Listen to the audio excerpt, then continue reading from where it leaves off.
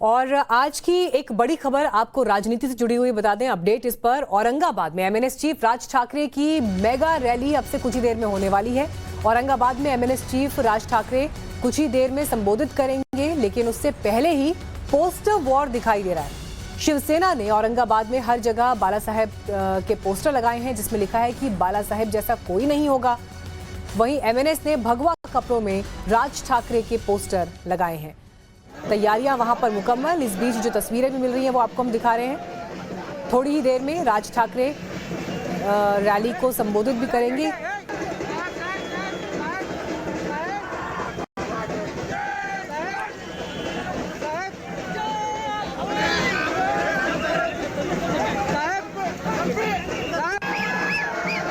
तो इस रैली को लेकर लगातार वार पलटवार भी जारी हैं। आपको बता दें कि इस रैली से पहले शिवसेना सांसद संजय राउत ने भी राज ठाकरे पर तंज कसा और उन्होंने कहा कि जो लोग आज उत्तर प्रदेश के मुख्यमंत्री योगी आदित्यनाथ की प्रशंसा कर रहे हैं, वो एक ट्वीट में योगी आदित्यनाथ के लिए अपशब्दों का भी इस्तेमाल कर चुके हैं। तो पुराने जो स्टेटमेंट्स हैं राज ठाकरे के योगी आदित्यनाथ को लेकर, उन पर इशारों ही इशारों में संजय राउत ने तंज कसा।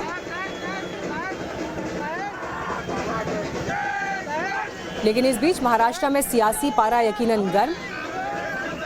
लाउड स्पीकर्स को लेकर जो स्टेटमेंट राज ठाकरे ने दिया, 3 मई एक तरह की डेडलाइन उनके स्टेटमेंट के आधार पर ये कह ली जाए, लेकिन क्या होता है 3 तारीख को, क्योंकि आज 1 तारीख को औरंगाबाद में जब बड़ी रैली कर रहे हैं तो इस रैली को भी सशर्त इजाजत मिली है उद्धव सरकार से। 16 शर्तों के साथ अनुमति दी गई है, जिसमें से एक मुख्य शर्त ये भी है कि रैली में भाषण के दौरान किसी भी तरह की आपत्तिजनक टिप्पणी या शब्दों का इस्तेमाल या भड़काऊ भाषा का इस्तेमाल नहीं होगा। लेकिन देखना ये दिलचस्प रहेगा कि राज ठाकरे जब मंच पर होंगे तो वहां से उनके संबोधन की खास बातें क्या रहती हैं। तो महाराष्ट्र में राज ठाकरे ने लाउड स्पीकर्स को लेकर जो बयान दिया, उसकी गूंज उत्तर प्रदेश तक आपको दिखाई, गूंज नहीं बल्कि एक पूरा असर आपको दिखाई दिया उत्तर प्रदेश में। तो महाराष्ट्र से जिस मामले ने तूल पकड़ा, देश के अलग अलग हिस्सों में उसका इम्पैक्ट दिखाई दिया। लेकिन आज जब राज ठाकरे मंच पर होंगे तो रैली में वो क्या कहते हैं, इसका इंतजार रहेगा। तो एक तरह के बैटल ग्राउंड में महाराष्ट्र का औरंगाबाद इस वक्त तब्दील होता हुआ दिखाई दे रहा है। और ये देखिए, आपको रैली स्थल की भी तस्वीरें इस वक्त हम दिखा रहे हैं। वहां पर तैयारियां लगभग पूरी, कुछ ही देर में राज ठाकरे यहां पर पहुंचने वाले हैं। मंच सजकर तैयार, वहां पर समर्थकों का आपको जमावड़ा भी दिख रहा है। भगवा झंडे वहां पर आपको लहराते हुए दिखाई दे रहे हैं। हालांकि जब स्पीच देने की बात होती है, भाषण कला की बात होती है, तो राज ठाकरे उस अंदाज में माहिर, उनका अपना एक स्टाइल है, उन्हें सुनना लोग पसंद करते हैं। लेकिन आज के भाषण से क्या निकलेगा, निगाहें इस बात पर रहेंगी, क्योंकि महाराष्ट्र से जो ये लाउड स्पीकर्स को लेकर एक बहस की शुरुआत हुई, एक विवाद की शुरुआत हुई, असर उत्तर प्रदेश में भी दिखा। लेकिन पॉलिटिकली, राजनीतिक रूप से क्या मायने इसके होने वाले हैं, ये देखना होगा।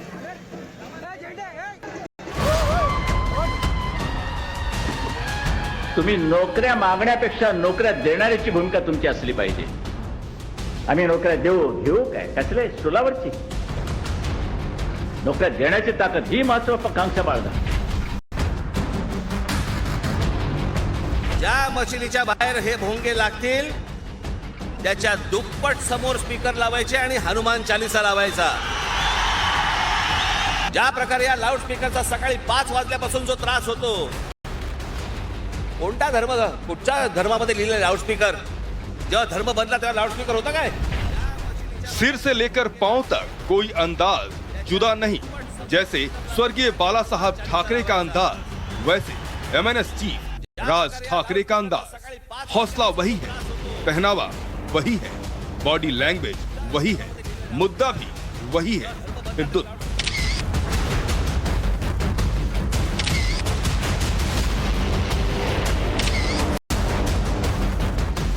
अजान के बहाने लाउड स्पीकर की जिस जंग को राज ठाकरे ने छेड़ा है, अंदाजे बयां चाचा बाला साहब ठाकरे वाली ही है। जगह जगह लगे राज ठाकरे के इन पोस्टरों को भी देखिए, वही सफेद कुर्ता, वही भगवा स्कार्फ, माथे पर वही लाल चंदन। बड़े जो बोर्ड्स हैं वो लगाए गए थे यहाँ पर राज ठाकरे के नाम पर, जिसमें उन्हें हिंदू जन नायक भी कहा गया है, उन्हें हिंदुओं का हीरो इनफैक्ट यहाँ पर है जो बताया जा रहा है, जहाँ पर उनकी तस्वीरें हैं साझा की गई, साथ ही साथ उसी तस्वीर में शिवाजी की भी तस्वीर साझा की गई है।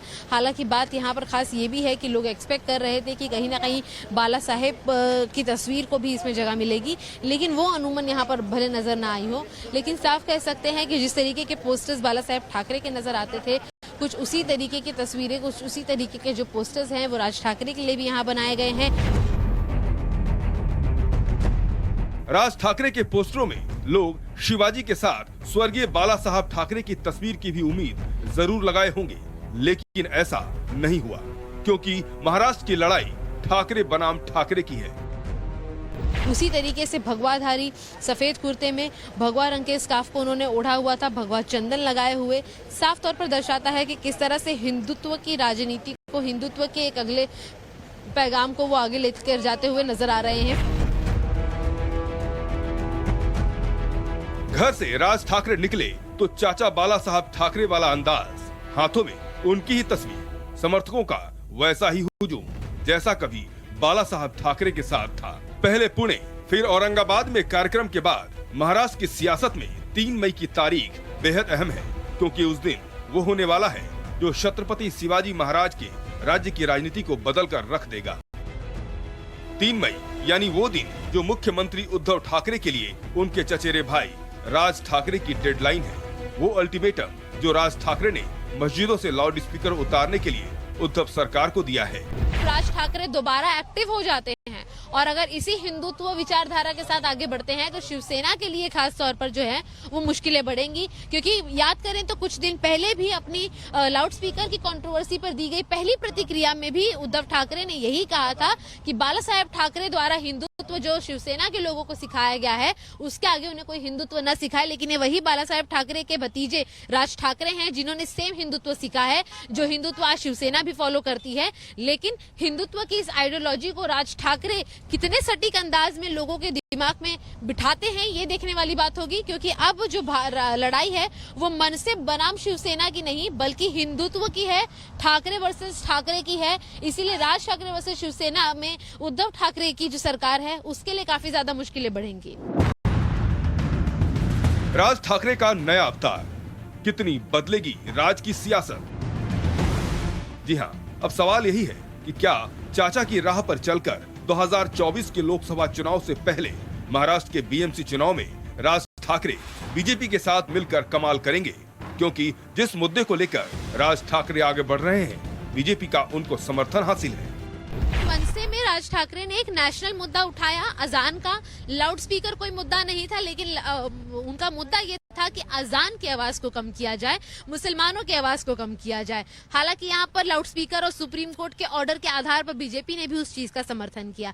दूसरी चीज यहाँ पर ये देखने को मिलती है, 2024 की अगर हम बात करें उसके बिल्कुल पहले बीएमसी इलेक्शन भी आ रहा है। बीएमसी इलेक्शन में भी बीजेपी का दावा यह है कि वो शिवसेना को मात देने वाली है। दूसरी खास तौर पर बात ये देखी जाएगी कि फिलहाल जहाँ चर्चा हो रही है कि एमएनएस और बीजेपी एक हो सकती है, 2024 का इलेक्शन हो या बीएमसी का इलेक्शन हो, इस मद्देनजर दोनों पार्टियां एक साथ देखने को मिलेंगी।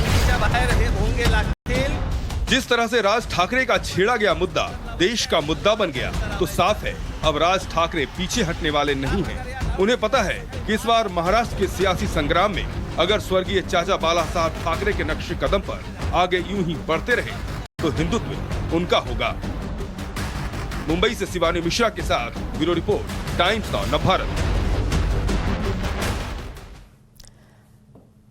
तो इस रैली के जरिए क्या साधना चाहते हैं राज ठाकरे, इस पर हमने आपको एक रिपोर्ट दिखाई, एक पॉलिटिकल विश्लेषण इस पर आपको दिखाया। लेकिन अब वक्त है लाइव रिपोर्ट का, सीधे आपको ग्राउंड पर ले चलते हैं। शिवानी वहां से इस वक्त हमारे साथ जुड़ रही हैं। शिवानी, अभी किस तरह की हलचल दिखाई दे रही है रैली स्थल पर, जरा तस्वीरें भी दिखाइए और क्या एक्सपेक्ट किया जाए, कितनी देर में राज ठाकरे का संबोधन यहां से शुरू होगा? बिल्कुल, फिलहाल तस्वीरों के जरिए आपका ध्यान ले जाऊं उस ग्राउंड पर हम जहां मौजूद है, जहां पर राज ठाकरे की रैली होने वाली है। साफ तौर पर मैं आपको बता दूं कि अभी जो भी भीड़ आप देख पा रहे हैं, करीबन कहा जा रहा है कि 5 से 6 हज़ार जो लोग हैं वो ऑलरेडी पहुंच चुके हैं।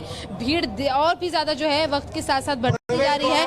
वक्त जल्दी वो करीब आने वाला है जब राज ठाकरे यहाँ पर आएंगे। ये आप एंट्रेंस देख पा रहे हैं यहाँ पर कि अभी भी सैकड़ों की तादाद में जो लोग हैं वो यहाँ पर आ रहे हैं एक साथ। कुछ वीआईपीज भी यहाँ पहुंचे हैं, मुंबई, ठाणे और पुणे से भी वीआईपीज जो है यहाँ पर पहुंचे हैं, जो राज ठाकरे के साथ स्टेज साझा करने वाले हैं। लगातार ये जो भीड़ है आप वो देख पा रहे हैं। ये आप पीछे की तस्वीर देख सकते हैं, ये दौड़ते भागती जनता आपको नजर आएगी यहाँ पर, जो अपनी सीट्स पकड़ने की कोशिश कर रही है। कुर्सियां पूरी फिल होती चली जा रही है और देख सकते हैं कि मैं सेकंड भर का वो समय लगा है जो ये ऊपर की कम से कम 4 भर जो सीढ़ियां हैं, सैकड़ों की संख्या में लोग यहाँ पे भरते हुए नजर आ रहे हैं। और फिलहाल अभी भी दौड़ती भागती जनता जो है राज ठाकरे को सुनने के लिए यहाँ पर है। साथ ही साथ यहाँ पर कुछ लोग भी हैं, उनसे बातचीत करने की कोशिश करेंगे, समझेंगे कि क्या मुद्दे रहने वाले। और यहाँ पर भी महाराष्ट्र नवनिर्माण सेना की जो नारे हैं वो लग रहे हैं। क्या मुद्दा रहने वाला है राज ठाकरे को सुनने के लिए आप लोग आए हैं, क्या एक्सपेक्ट करते हैं, क्या बात करेंगे वो? हम महाराष्ट्र नवनिर्माण सेना के मन सैनिक है। राज साहब जो आदेश आज देंगे, आपने देखा होगा कि ठाणे के इसमें राज साहब ने 3 तारीख तक अल्टीमेटम दिया था भोंगे उतराने का। ये गवर्नमेंट अभी तक ये भोंगे उतरे नहीं और राज साहब ने बोला 3 तारीख तक अगर भोंगे नहीं उतरे तो हनुमान चालीसा हम बजाने वाले हैं।